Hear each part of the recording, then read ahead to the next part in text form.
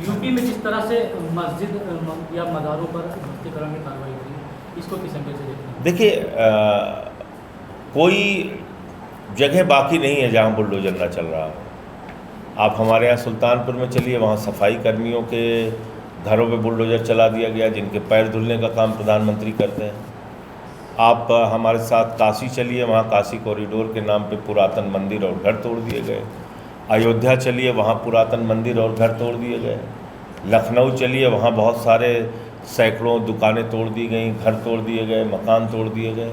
अभी मैं बनारस से होके आ रहा हूँ, वहाँ भी 42 दुकान लंका गेट के सामने तोड़ा गया, संत रविदास जी के गेट के सामने तोड़ा गया, और 42 के 42 सब हिंदू थे, कोई इसमें मुसलमान नहीं था। तो ये जो बात होती है कि मुसलमान के घर पे बुलडोज़र चल रहा है, दुकान पे बुलडोज़र चल रहा है, हमें लड्डू बांटना है, हमको खुश होना है, हमको बढ़िया पोस्ट लिखनी है कि वाह रे योगी जी बहुत बढ़िया काम किया, तो कोई बचेगा नहीं, ये मान के चलिए आप। सबका नंबर आएगा, मुसलमान हो, हिंदू हो, सिख हो, ईसाई हो। ये गरीब विरोधी हैं मूलतः। तो गरीबों को, आम आदमी को एकजुट होना पड़ेगा इनके खिलाफ।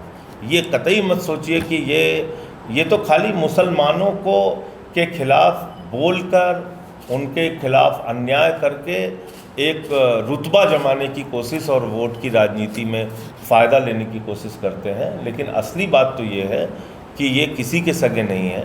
आप बताइए, इनके राज में घोड़ी पे दलित नहीं बैठ सकता, इनके राज के अंदर मंदिरों में प्रवेश करने से रोका जाता है,